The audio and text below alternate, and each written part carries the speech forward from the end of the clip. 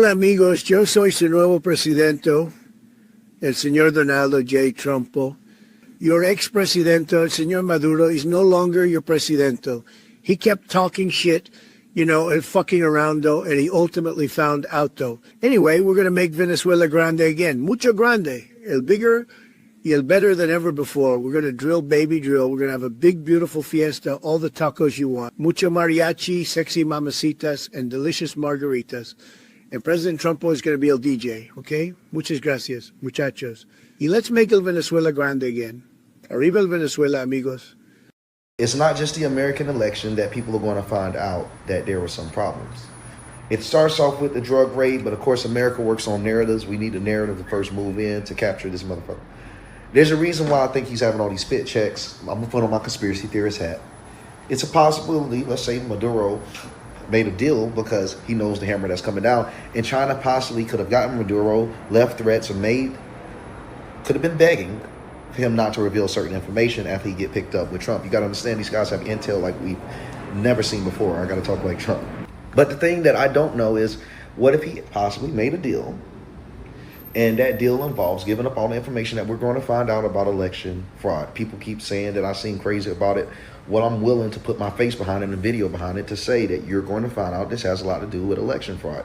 Can hardly wait to put forth all the evidence we have collected on Dominion, starting with the fact it was created to produce altered voting results in Venezuela for Hugo Chavez, and then shipped internationally to manipulate votes for purchase in other countries, including this one.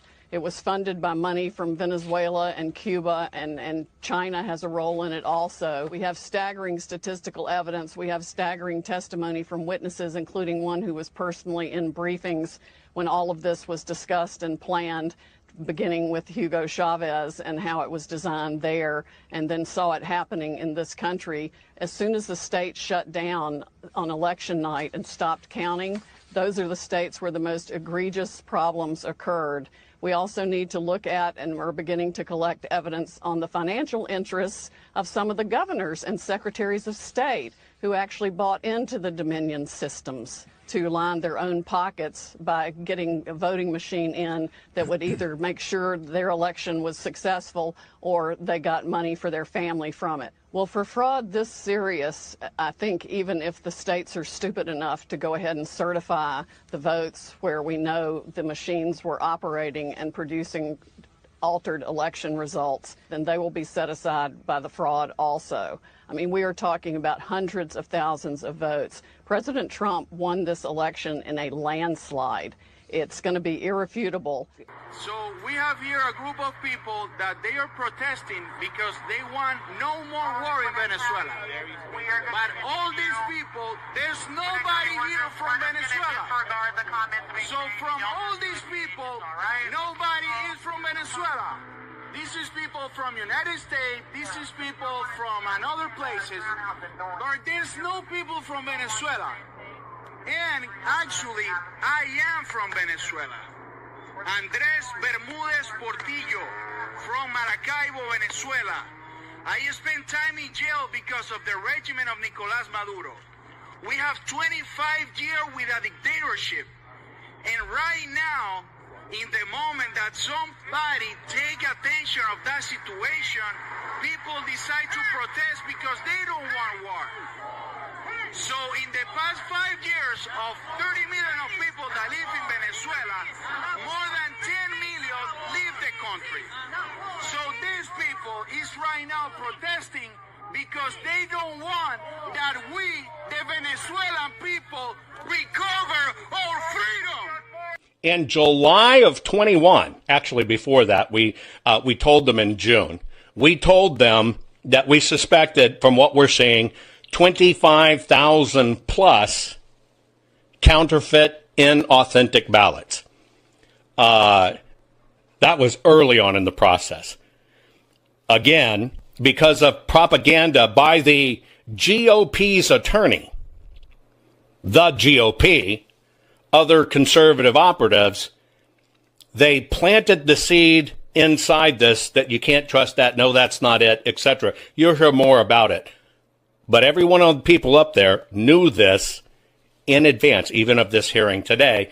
Now, the reason I bring that up is they had well over a year and a half to react to this so it wouldn't be duplicated in 2022.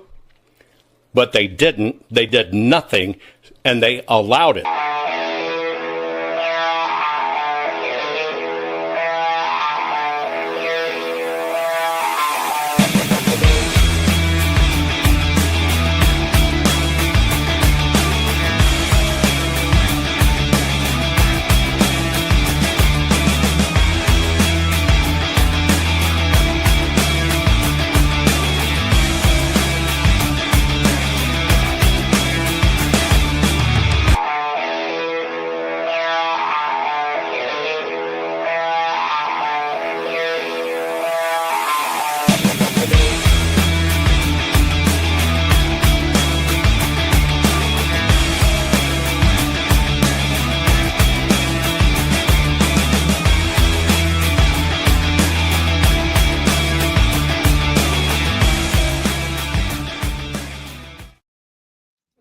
And good afternoon, everybody. I'm Ann Vandersteel. Welcome to Steel News. The revolution is on. That is the title of today's show. We're going to be talking about discovery, resources, and the collapse of insulated power. I want to bring up on the screen here some of the stuff that I think is going to be really critical for the show today when it talks about where we're going. But this afternoon, I will be joined by Adam DeRito, Colorado congressional candidate, to talk about constitutionality, accountability, election transparency, and why, noting that voting systems are no longer enough. We are now demanding discovery because the revolution is on. I want to get started first off at the top of the show with an important post I put up. It is pinned on my X right now. It is about a press conference.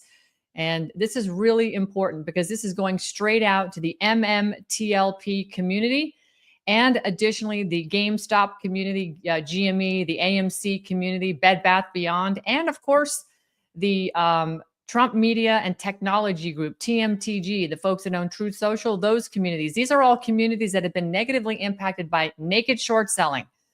And this press conference is for them and for every American who has been harmed by government agency collusion with Wall Street. We are a go for the press conference. It is this Monday, January 12th, coming up next week, 10 a.m. outside the U.S. Securities and Exchange Commission headquarters. That is the SEC. In Washington, D.C. on 100 F Street Northeast. We're going to have a hell of a press conference. We've got the space for about an hour and a half. This is about transparency. It's about accountability. And it's about ending regulatory capture once and for all. So please share this information. Go to my X profile at Ann Vandersteel and share this far and wide. And now let's talk about why this moment matters. Because revolutions don't begin with slogans. They begin with discovery. And over the last several days, I want to move some screens around here because I want to keep up pace here for you guys. But before I forget, I do want to play this. I think this is kind of cute. Hang on one second. This is from Glass Guy. I don't want to leave this out because he does a great job. And here we go. This is a video he put out. Do you know about the trading halt of MMTLP and if shares were counterfeited or involved in naked short selling? Under FINRA's rules, they issued the trading halt. They didn't contact me. My phone isn't even working. Are you looking into FINRA and their rules? I think we look at them annually. We got a whole division headed by Jack Chase. I almost got through that one without laughing. So if I'm hearing you correctly, there is an investigation? I can neither confirm or deny or confirm that I'm denying the things that I confirm. If there is an investigation and it shows wrongdoing, will you let Congress know the results? When we bring enforcement to criminals, it's up to them to tell you if they want to. Have you ever actually caught a criminal? So we got a great system. We let them do the crime for many, many years. And then, when they self-report their crime, we make them pay a small fine, and they admit no wrongdoing. So I'm assuming you take away their ability to do the crime again?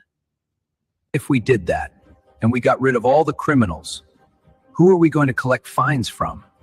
That's all the time I have, but I'll be following up with you on this matter. This has been great. Always a good show. A couple times you almost had me. Let's do this again sometime. Text me. Thanks, Glass Guy. That is an epic meme. He does great memes about the MMTLP fiasco. I love pulling up the feed in the morning and seeing all the stuff he's done the night before. Kudos, great job. And now on to the news, because this is, in fact, all building up. It is all connected. So over the last several days, events have accelerated quietly, strategically, and across borders. I did speak to somebody who reports to Pete Hegseth yesterday about what went on in Venezuela. It was a flawlessly executed operation. But again, because all these things are connected, one is actually involving a U.S. courtroom forcing discovery into election systems once declared untouchable. I wrote an article about it over the weekend, and it talks about what's going on in Wisconsin, and it connects what happened in Venezuela together. And of course, this other story, what's happening in Venezuela, its leadership under unprecedented pressure, its assets suddenly reframed, and its role in the global power structure coming into focus. So let's talk about why Venezuela matters. Look at this post by Kobayashi's letter. 200 trillion cubic feet of natural gas reserves, 34th largest in the world. 300 billion barrels of crude oil reserves, largest in the world. 4 billion tons of iron ore reserves worth nearly 600 billion. 8,000 tons of gold resources, the largest in Latin America. 500 plus million tons of coal reserves, 2% of the world's total renewable freshwater resources, and untapped strategic minerals, including nickel, copper, and phosphates. Venezuela is now a strategic asset of the United States. This is another important post that came out from Kobayashi. Absolutely insane, where he talks about the billion barrels of crude oil reserves, which Trump says now has U.S. control. We're sending our U.S. strategic companies in there to bring their oil production up to modern day so they can actually get the oil out of the ground. And with oil's trading at $57 a barrel, it makes their reserves worth about $17 trillion. And even if the U.S. sells this oil for half of the market rate, that's still $8.7 trillion. In other words, in 12 hours, our country has actually gained control of oil reserves worth more than the entire GDP of all countries in the world, aside from the U.S. and China. 4 times larger than Japan's GDP. Most people don't realize how much the world just changed. Oil markets will react to this news for the first time on Sunday at 6 o'clock. The next few days will be critical. So this is a big deal. I mean, it is a seriously, seriously big deal. And now there's another image that's been circulating out on X. I want to show this to you because this is, I think, kind of telling. Whoops, what did I do with it? Here it is.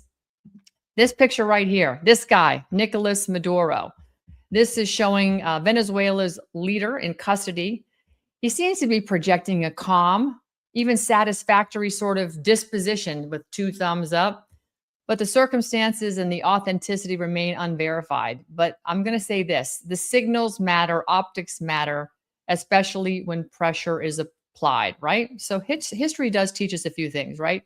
When individuals who sit at the center of opaque systems face leverage, like this guy, his cooperation is his only currency, which brings us to elections, right? Because as you've seen me, I had Emerald Robinson on last week. She talked with me, and she talked about the work that she's done with Patrick Byrne, the former CEO of Overstock. They have both been reporting on foreign whistleblowers, some from Venezuela, who alleged election technology platforms such as Smartmatic and systems later associated with Dominion were designed with capability to alter the vote outcomes under certain conditions. So essentially, not every election is stolen, right? But we can safely say now, with all the evidence that we have, that not only have elections been manipulated, they've been stolen. And the allegation that election technology laundering occurred through Venezuela's Smartmatic, inserting itself into Sequoia systems, which was later acquired by Dominion, has created what one might consider layers of insulation across borders.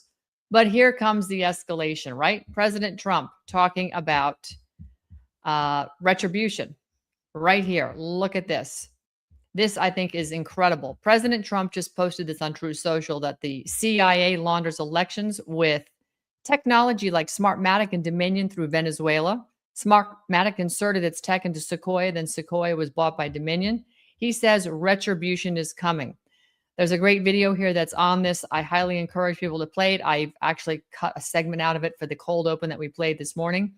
But that statement also lands alongside a FOIA-obtained email first reported by John Solomon. And if you look here, this was posted by Real Robert. He's talking about the damning email by King Solomon. Well, John Solomon isn't really King Solomon, according to Robert, but that's cool.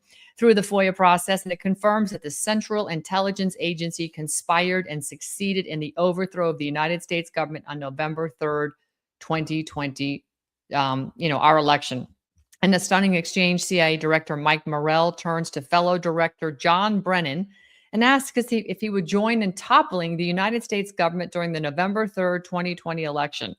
Brennan not only agrees, but he also expresses his gratitude. CIA Director Mike Morrell, quote, "Can I add your name to this list? We'll be adding Leon Panetta, Sue Gordon, Jay Johnson, George, Lisa Monaco, and Mike Rogers, and working on adding Dan Coates, Mike Rogers from HIPSI, and Tom Bossert, and lots of other intelligence community career folk, trying to give the incapacitated vegetable, particularly during the debate on Thursday, a talking point to push back on Trump and the issue." These guys who rigged the 2020 election knew Joe Biden was an incapacitated vegetable. They call it out in their own email. CIA John Brennan, okay, Michael, add my name to the list. Good initiative. Thanks for asking me to sign on.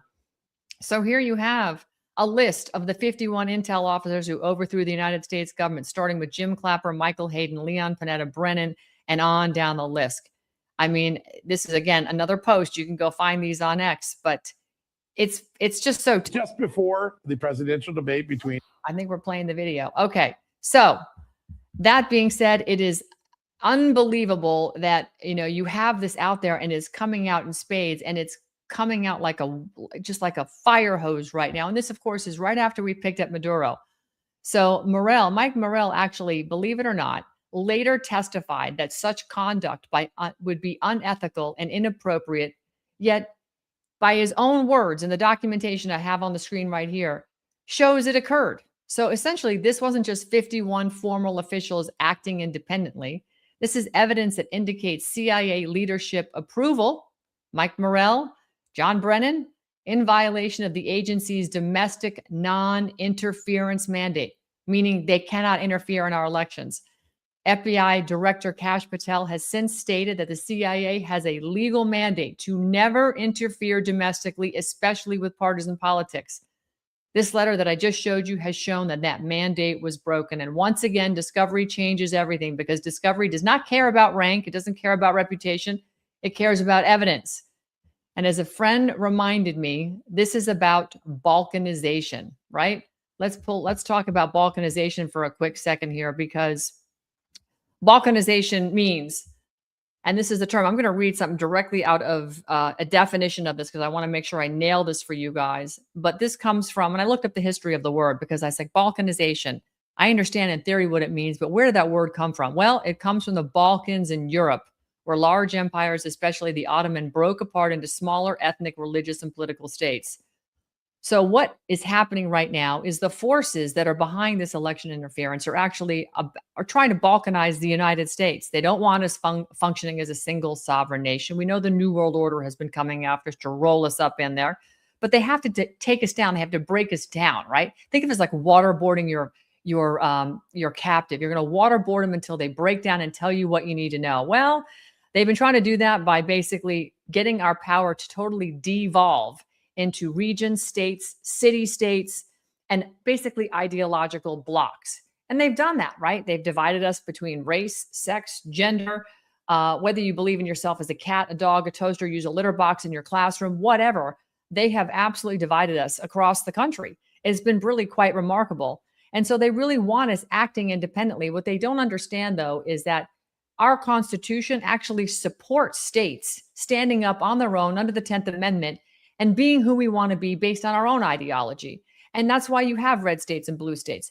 But this is why they've been infiltrating with the open borders policies to send all those people into the red states to basically dilute us into a blue state so that they can continue to steal elections. So this is really, I think, quite extraordinary what's been going on. I'm actually rather encouraged by what's happening with the most recent events. I think Nicolas Maduro, I think picking him up and I think putting him, front and center in this Southern District of New York under a law enforcement maneuver where the military was asked to go in and assist. a country that, if you saw the Open, you saw that people are actually really excited that Maduro has been taken down. The folks in Venezuela, I know plenty of Venezuelans, they're thrilled Maduro has been arrested. But, the rumor is that Maduro has been arrested, yes, under narcotics charges, but really he's going to squeal. And probably a deal was done before, which is why he looks so happy to be sitting there with law enforcement in New York City. So I think we're going to see a lot of interesting things happen. And today, Tim Walz, under the pressure of what is going on in Minnesota, has now resigned from, or should we say, pulled out from running for re-election. So it is very evident that the cracks are appearing in the system of corruption, and we're starting to see draining of the swamp. We've got a long way to go. So I don't want to get anybody's hopes, and expectations that it's going to happen tomorrow. It's going to take a while. But I think the information and depositions that we're going to get from Maduro so that he can, beg for mercy and get the best deal for himself and his wife is going to result in names of people inside our United States government, specifically inside of Congress, the U.S. Senate and the House of Representatives, in addition to the intelligence community that have been behind the hostile takeover, the insurrection of the United States, and the theft of the 2020 election. It is all coming out, and we're getting the information, like I said, like a fire hose. So that is kind of a run through of what's going on. My guest today is Adam DeRito. He's a congressional candidate in Colorado. He's running on a platform rooted in constitutional limits, election transparency, economic independence, and restoring the principle that government exists to serve the people, not manage them. He has been outspoken about decentralization, citizen oversight, and ending governance by secrecy at a time when public trust in institutions has totally collapsed. I can't say enough about that because I rail on that every single day. We have zero trust in our institutions. Adam, it is great to see you. Thanks so much for being here, and welcome to Steel News. Thank you so much for bringing me on, Ann. It's a pleasure. Okay, so, I was talking to you prior to going live, but why run now? Because we need Americans for Americans. And the problem is that we've been subjected to a system of bureaucrats and politicians that no longer care about the American people. They promise us they're going to change the system. They promise they're going to be out there for working families, our energy independence, and the American voters and our Constitution. And at the end of the day, we're still here left empty-handed and debating these things online. And if the government was doing what they were supposed to do, you wouldn't have a show. But here we are. That's so true. I could go back to, I don't know what. I have to figure that out in my next life. I've given up so much to do this, but in the meantime, I'm having a ball because you know what? I like being the underdog, but I think frankly, we're going to figure out pretty quickly we're not the underdog anymore. We're no longer going to be the dog that's getting wagged by the tail. So your background isn't politics first. What specifically compelled you to step forward and run for Congress at this moment in history? I want to talk a little bit about your background because you told me something interesting about what you're currently doing with respect to the fact you're still in the Army Reserves, 440, the Civil Air Battalion, and you used to work for somebody quite notable, somebody still in the government, as a matter of fact. Yeah, so I mean, I've been in the military since I was 18, pretty much with a 5-year break in service. I was with the 19th Special Forces Group as a parachute rigger. Then I was an intelligence analyst overseas when I deployed, and then I came back and earned my direct commission as a captain in the Civil Affairs Battalion. And Tulsi Gabbard was my battalion commander, who's an amazing woman. And I should say, nothing I say represents the United States Army, the Department of War, and all my thoughts are independent as that fact. So good disclaimer. In fact, I know you're new to politics, so make sure that's the first thing you say when you start doing these podcasts. Number one, number two, and you never do them in uniform, obviously. So nope. Your thoughts are your own. You do not represent the United States. Okay. Constitutional limits. You've actually emphasized restoring constitutional boundaries. What limits do you believe have been most abused, and why should Americans, actually care? I mean, at this point, we don't have a constitutionally operating republic. We're sort of operating as a communist country at this point under duress. So why should we care?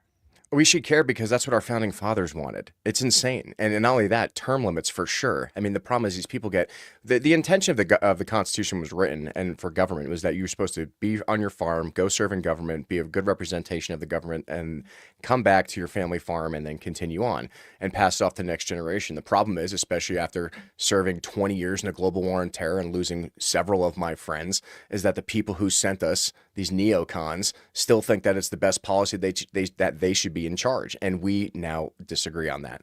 It's time for real Americans to represent Americans, to uphold the constitutional values that we hold so dear, whether it's gun rights, the right to life, private property, and independence, and, getting away from government control. But here we are. Here we are. Your platform, I was going through your website today. It focuses really a lot on decentralization. I am a huge proponent for we don't need a nanny state. So can you kind of walk us through how centralized power, whether it's federal, it's corporate, or it's bureaucracy, like what we're seeing with all of these agencies that are nowhere in our Constitution, how do they threaten liberty? Well, they threaten it all the time, and I personally experienced this. I mean, you even see with John Brennan, what he did to John Kirkhow, one of my favorite intelligence analysts of all time, ruined his life because he spoke out about doing the wrong thing and torturing people, against what our values are. And for me, bold governance is super important. Get the drug trafficking out, get the human trafficking out, protect the kids from transgender surgeries. Just do your job. It's not that hard. But the problem is when you start getting payments from pharmaceutical companies and you're getting owned by the corporate entities that try to control our government, they no longer care about the American people. And that's what makes me different. Is I am a blue collar worker. I am an Army officer. I am a farmer, and I'm a substitute Catholic school teacher in my spare time, right? As I care about the community I live in, and we need real Americans to represent the American people. I love this. For someone who's not a politician, you're very articulate and very well spoken. Where'd you learn these tools of the trade? I mean, honestly, after my entire 15-year fight with the government, fighting for sexual assault victims, me being one of them at our federal service academies, I spent a lot of time on the Hill. I spent a lot of time on podcasts and news stories. And, I've been the plate carrier for this stuff. I've been shot at, across the bow for these issues and bringing accountability to our federal government and our Department of Defense /war. And they don't like it. These people do not like it when you challenge the narrative. And, it destroyed my career at a point in time, but I stood up and I won my case, and I came back and showed that, it's not the scarlet letter we should judge people by, it's their scar tissue. And these are the people that I want to work with is that the people that have been bruised, battered, man in the arena type thing. And those are the Americans that I think should be serving in government. And I'm one of them. I love that. I love that. It's scar tissue. That's fantastic. Talk to me about economic sovereignty, because you have actually spoken about economic independence and local resilience.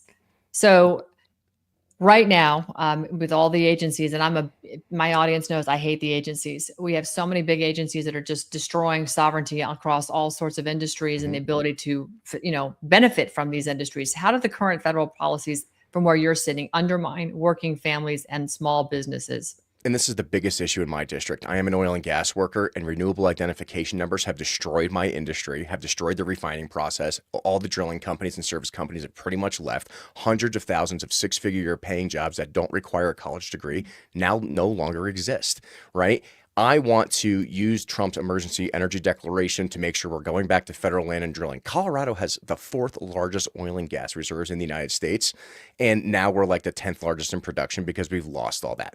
That is liquid gold. That is independent economic freedom for families and blue-collar workers here in the state of Colorado, especially in my district. And now, because all these companies are leaving, they just want to raise your taxes and get rid of Tabor, which is our tax, bill of rights here in Colorado. And their solution is to tax people more and raise fees versus just using the money that we have underneath our feet to give us independence. And I want to bring that back. So let's talk about this particular issue right here. American agriculture, supporting Colorado's farmers and ranchers. Your state has been massively under attack. Polis has just done a number on you guys. Yes. How are you going to fix this? What is your contribution going to be to help protect the Colorado rancher and farmer? I just met with a group of ranchers who lost 58,000 head of cattle this year. That's millions of dollars to these family farms. That's millions of dollars of good locally grown food that is now not being sourced to the local Americans here. And now we're being forced to buy foreign beef. So one of my biggest things is I want MCOOL passed, mandatory country origin of labeling. I want to bring that back to make sure the American producer and consumer knows what they're buying, that the beef producers are getting a fair price, that we're making sure that these legacy ranchers and farmers, which is what built the state of Colorado after the frontier wars, can sustain itself. America for America first, right? And on top of that is the Prime Act, which is a major issue in this state. Ranchers should be able to sell intrastate and allow the local state convening authorities with the FDA to do the inspections and everything else. Right now, they're not allowed to do that. So they're forced to get undersold. They're forced to sell at a lesser price. They're forced to have less cattle because they can't afford it. And now, even because beef price is so high, they're losing their cattle and they're getting stolen. And no one even knows where these cows are going. Nobody cares. But when I show up to these meetings and I see these families are desperate to have a representative that actually listens to them, that also wears a set of cowboy boots and a cowboy hat, that lives in their community, that's what they're looking for. And that's what I want to bring back to American representation in Congress. So how are you going to work with other members? I know you'd be a freshman, but how are you going to work with other members of Congress? And if you're having these are lofty goals, I think they're absolutely necessary, and I think they're attainable, but it's going to require a strategic partnership with people in addition to getting on the right committees. So who do you see yourself partnering with, number one? Number two, do you know anybody else that's running as a freshman congressman? And number three, what committee would you want to get on in order to start affecting some of the change? Well, that's the funny thing is, like, over the last 15 years of my fights in Congress doing military justice reform, I've actually built relationships with Republicans and Democrats, senators and congressmen on both sides of the House already. So I already have I have personal cell phone numbers of Democratic senators on the Senate Armed Forces Committee. Are any of them endorsing you at this time? No, obviously not, because they're like, man, Dorito's throwing a grenade into the room and he's really going after it. I'm like, well, if we can't pass these bills, ladies and gentlemen, then I guess I'm going to have to go just do it myself. I'm not here to take a seat at the table. I'm here to flip the table, and I'm going to, right? But that's the thing. I've spent years developing these relationships. I understand, are we going to agree on social issues? Probably not. In the 38 years of my existence, I've never seen anyone actually resolve the abortion issue, gun rights issues. But we know what we can agree on. We can agree on American independence. We can agree on energy independence. We can agree on food sovereignty. And we can agree on absolute transparency. And that's what I want to bring to the table. I want to get on the Energy Commerce Committee. I think that's my number one priority goal. I want to get on the Transportation Board because I want to fix our critical infrastructure. That is the biggest thing with AI, power generation, electricity, oil and gas production out here. The airport expansion is massively important. Atlanta and Chicago O'Hare are the two largest and busiest. DIA, when they're finished their expansion, will be the largest and busiest airport in the country. And part of that airport is my responsibility. So it's time to upgrade the infrastructure, bringing more power, bringing nuclear, back into the state, and just making sure that the next 50 years of Americans are taken care of. What about the current administration and the energy, plan that he's brought forward? Where do you see that? Is that helpful to your agenda? Are you going to augment that agenda? Is it not meeting the needs of the American people? Where is the current administration's energy agenda? Well, and for President Trump administration, it's great. But the problem is that the local congressmen here are not implementing the powers from the Trump's emergency energy declaration. That needs to be fixed. We can write bills. We can bring funding back in. And yes, I understand at first I can only affect federal land drilling and things that go on federal land. But that doesn't mean I can't partner with state representatives to bring common sense environmental regulation reform. That's the biggest thing. Even the Democratic opponent going against my incumbent opponent, he's basically the Mondani of Colorado. This guy wants to get rid of everything. He wants to get rid of all the regulations and cut everything out and make everything electricity run. He wants to put electric heaters and electric stoves when this is a natural gas, propane, oil and gas state, when we have thousands of years of resources of that out here, right? So the thing is that the people just don't know. And these representatives just don't understand these industries. But I work in all these industries. This is my passion. This is what I have my master's degree in. This is what I want to do. And I think if we just have better congressional members that understand and work in these industries, we can make common sense reforms and we can reach across the aisle with people that don't disagree with us in order to ensure the safety and stability of the Colorado residents. So let's talk about what happened over the weekend, because a lot of people said, oh, Trump just went in there to get the oil. I say, yeah, he's going to get the oil and he's going to help get that industry stood back up again. It's outdated completely. With 50 years, they haven't done anything new to the equipment. I mean, it's correct. He's not wrong. I had, my family worked in the oil and gas industry. My grandfather was in that field for a long time. And I know he was literally, most of his body got burned when a well exploded. So this is, if you watch Landman, you know that's a fact. I work there. Landman gives me PTSD watching that show. I'm like, I've seen that. I've seen that, right? So you are correct. And Venezuela has the largest oil and gas reserves in the world pretty much at this point. And the best part, it's right across from the Gulf of America. And we need to bring back the Monroe Doctrine, right? The best and utilizing less European interference and focusing on Western stabilization, right? Is that we have the refinement capacity. So it's really easy for us to put it on a ship, get it over back to our plants in Louisiana and Texas and sell those refined products. Because Venezuela currently, because they have such a decrepit infrastructure. Heavy crude, don't they? I mean, do we have a refinery refineries capable of refining heavy crude like We Venezuela? do, mine being one of them, the one that I work at, right? So we do have the ability to do it. Things might have to be shifted around, but one, it benefits the American people, it benefits the Venezuelan people. What we say in civil affairs, the three biggest ways to collapse a society is access to food, access to energy, and access to clean water. And if we can give the tripod back to Venezuela, stabilize their country, make them self-enriched like they were decades ago, that it's going to be create an amazing partnership and also deter China, Iran, and Russia from holding that influence which they've been trying to gain for years now. Yeah, they have. I mean, do you think Cuba is next? I don't think they have anything other than their cigars that really benefit us at this point. But it's definitely a symbol to them. It's definitely like, hey, we can come. The 160th. Shout out to the boys, great job the other night. They can come in there and take you in the middle of the night at a very low fee, and it's amazing what happens when we take the leash off our American forces of what we're capable of doing. You know, we saw the entire global war on terror collapse over 20 years and the dismal pullout out of Afghanistan. And because we weren't allowed to do what we needed to do, President Trump has shown that if you let the boys off the leash, we can get the job done, get it quickly done. No more new wars, but we're sending a message, and that's what I support. So getting back to what I said earlier, President Trump, a lot of people are saying this is all about oil, and you made a case for why it is about oil. But do you think that's the real reason they wouldn't grab Maduro? Is No. the narco-terrorism? I mean, yeah, he's a narco-terrorist. And yes, listen, I've spent a lot of time on the border. I've seen what's going on down there. And Yep. clearly, you know, China's working with Mexico. They're working with Venezuela. Look, they're bringing the precursors. They're manufacturing the stuff and they're shipping it up here. And they're killing hundreds of thousands of Americans. There's no Yes. joke about that. However, I think it is a ruse about election integrity. What say you? Absolutely. It definitely has to do with the Smartmatic and Dominion systems. And I Okay. think that is going to help secure our elections in the future. As being from Colorado, I'm for sure you're well aware of the Tina Peters Tina incident. Peters. Right? Exactly. Is that she was convicted by a jury of her peers, but there's no way that this woman should be in jail. When I see murderers and drug traffickers and human traffickers and child rapists being let off on less in the state of Colorado, it's disgusting. And we need a good, strong Republican governor to correct that issue, because even President Trump can't get her out of jail. And that's the state's rights versus, federal government right. That's just how it is. Republicans in the state of Colorado need to stop being the kings and queens of graveyards and actually pull their act together and represent conservatives. It's one of the reasons I'm running, is that I have tried to work with the Colorado GOP. I have tried to do the right thing and to be a constituent, and they won't do it. So now it's time to run and replace it. But also, when it comes to regional security, when it comes to election integrity and oil, it's also the rare earth minerals and everything else that's available in Venezuela that we're going to need for the energy boom and the AI generation that's coming up, whether we like it or not. I spent time in third world countries. I was working in Peru on humanitarian missions and all these other things. And I have seen what China is doing in building out shipping infrastructure, food infrastructure. We need to do that and get ahead of it, because we have been behind the ball for several years now. And Venezuela is a great way to increase those regional partnerships and counter China.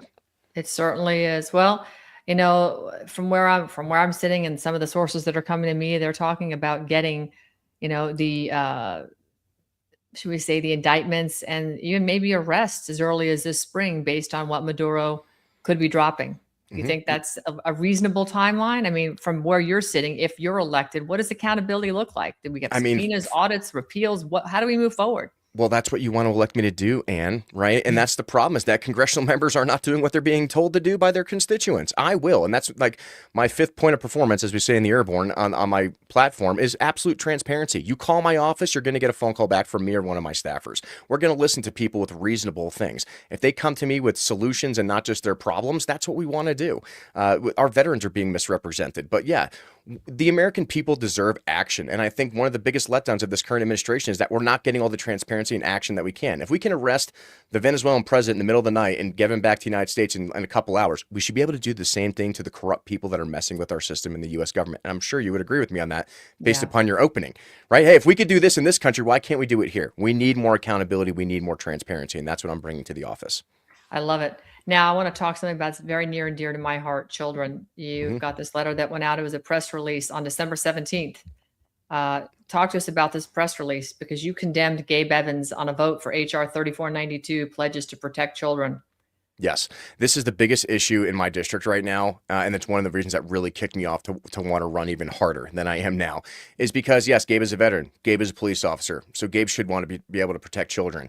He voted against this because he doesn't believe in criminalizing transgender surgeries of children under the age of 18. He doesn't believe that police officers should be arresting doctors and parents who allow this.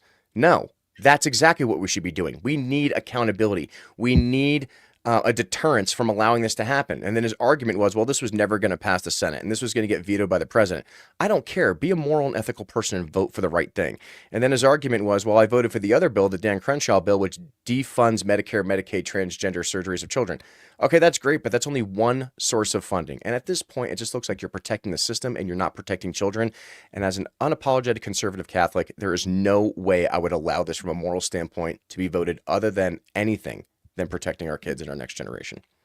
Amen to that. I mean, you're preaching to the choir here. I run a foundation, American-made foundation, American-made action, and our focus has been Child Protective Services. In fact, I'll break this right here on this show today. I actually mentioned on the space this morning, so it's not totally breaking news, but our own attorney, who's a board member, has just been had his bar license suspended by the New Hampshire Bar Association and by the nonprofits that work under the Supreme Court in New Hampshire, just as we were about to drop a federal lawsuit going after the state of Massachusetts and Texas over a case of CPS that, 5 children were taken. And it was completely done illegally, 100% illegally. In fact, the state it's like, really, they kidnapped the children. It's so cut and dry.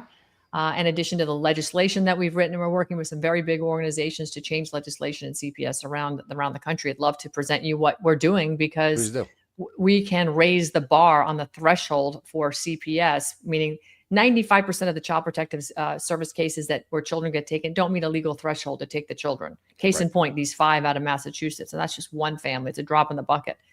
That is a lot of money to the state because they get massive funding from the federal government, from the Social Security Administration's Title IV funding. If you reduce the caseload by 95%, guess what? The money dries up too.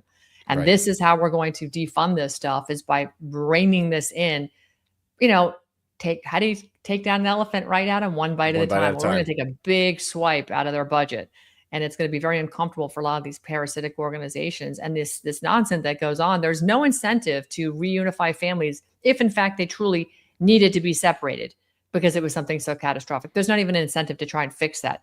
And in the cases where they steal the children, they clearly have no incentive. It's all financially to keep them separated and keep everybody in the system. So we'd definitely like to work with you on that. I hope you get into Congress because I love everything you're saying right now. I have a question for you on the disillusioned Americans. What do you say to Americans who feel like the system is just too rigged to fix? It's not, and that's why I'm running for Congress. Everyone said you had to be a mayor. You have to go be a city councilman. You can't just run for Congress. Yes, I can. I filled out the Form 1 online and I hit enter. Here I am. Send me.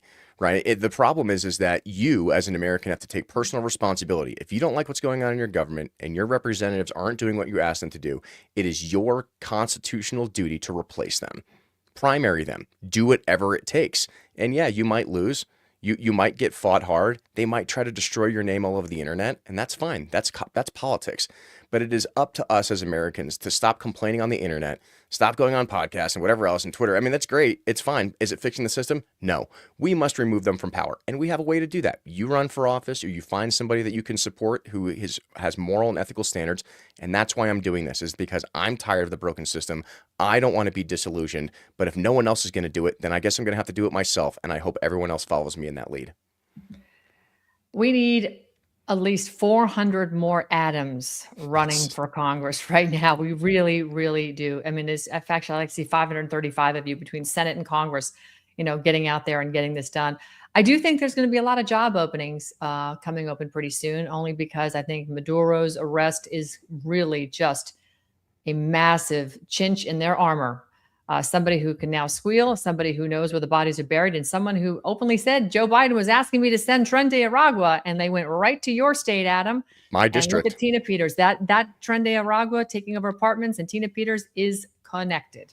It absolutely isn't. That's literally District 8 in Colorado. This is the most contentious race in the United States right now. The Democrats are going to spend $30 million to try to flip this seat to blue, which they will, because my incumbent that I'm going against is a very weak Republican. He's unliked at this point, and that's why I'm running against him. It's like, hey, no offense. Thank you for your service. Nothing against you as a veteran and a former police officer, but you're not getting the job done. And we shouldn't just be supporting incumbents because they have letters next to their name. We need to be supporting Americans to put America first and bring back that rugged individualism that Mondani thinks should be replaced by warm collectivism. I just don't agree with that. I agree. Last word to you before we let you sign off.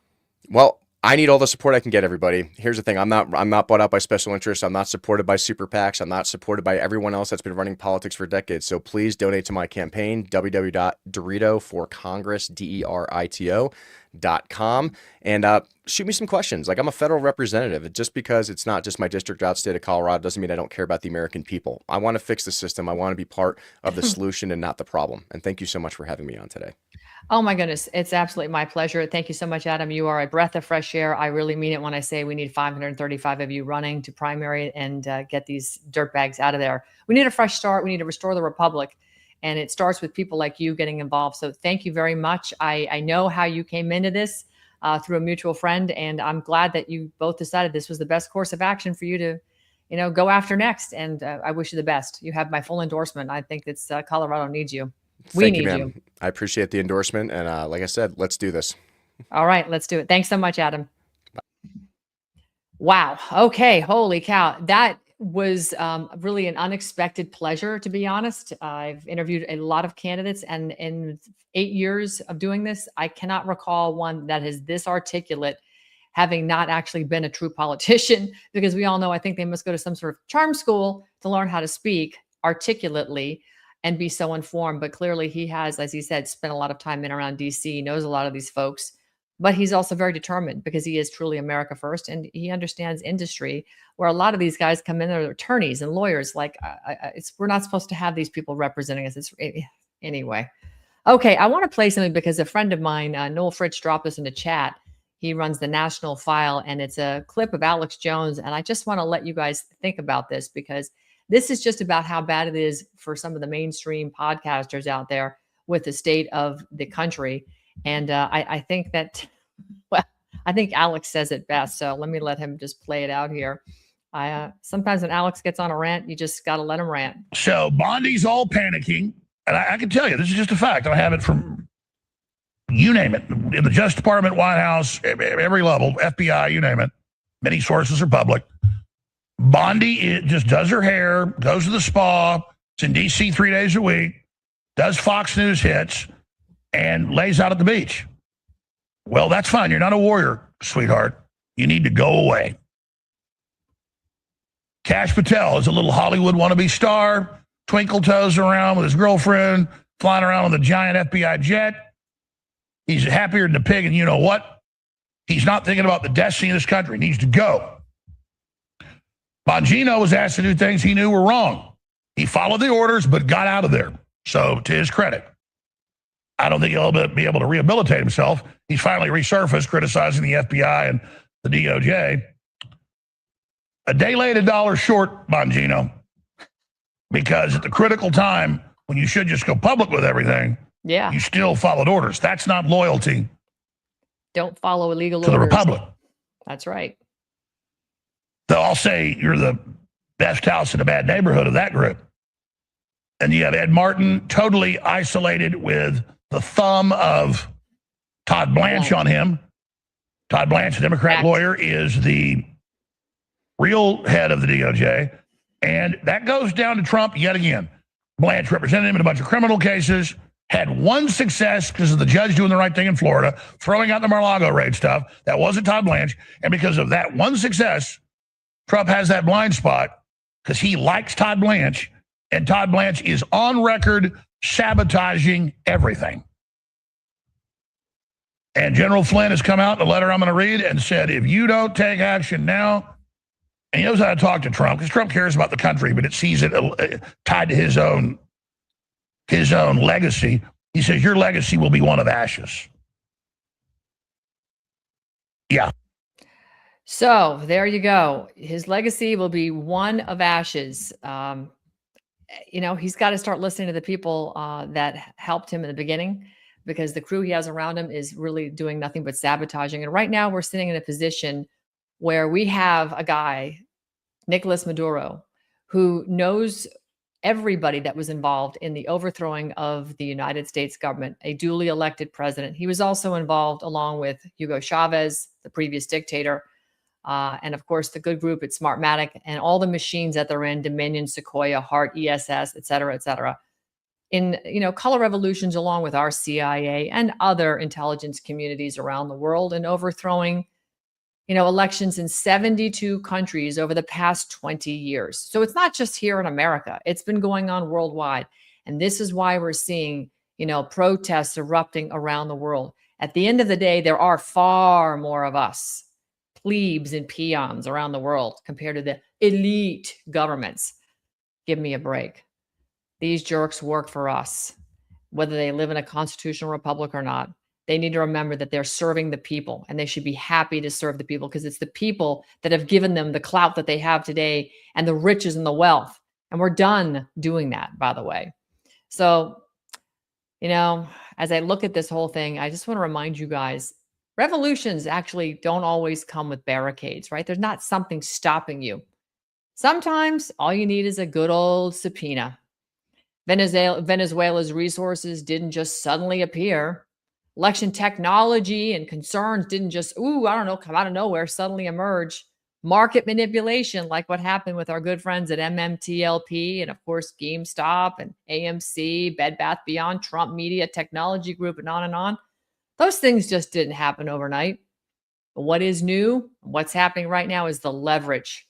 Because, baby, we are getting discovery. We have FOIA emails, in their own words, the demons over at the SEC colluding with Wall Street. You've got Maduro now, and he's going to start singing like a canary. So whether we're talking elections to intelligence agencies to Wall Street, systems built on opacity, guess what? They're being forced into the light. And that light is getting just a little bit uncomfortable. So to the communities harmed by the collusion, MMTLP, GameStop, AMC, Bed Bath Beyond, TMTG, I salute you. This moment is yours. I want to remind you again, January 12th. That's right, January 12th. We've got a big press conference coming up. I want to pull this up for you guys one more time, because I want you guys to see this in case you didn't see it the first time. January 12th, we are a go. We are a go for a press conference right there. SEC headquarters in Washington, D.C. The address is on my pinned tweet on Ann Vandersteel on X. So get over there, check out that post. Be there if you're part of any of those communities. If you've been harmed by the federal government, any of these agencies, be there, be loud, but be lawful. Because a free society doesn't fear inspection. Nope, we want everything out in the open. This time, discovery is not optional. The revolution is on. I'm Ann Vandersteel, folks, and the age of insulation is ending, and it is great to be here with you today. I appreciate your time as always. Thank you so much for taking a little bit of time out of your schedule. It is now 50 minutes after the hour started. I'm going to sign off, and we'll see you again next time when I have something that I think you all need to hear. Good afternoon, everybody.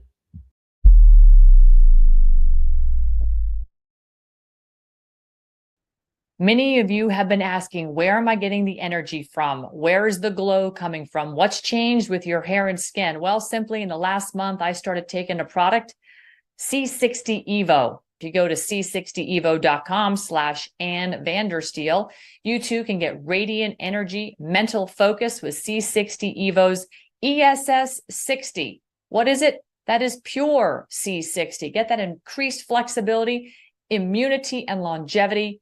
And guess what, folks? It's not only for people too. You can get some for your pets. My animals are on it now.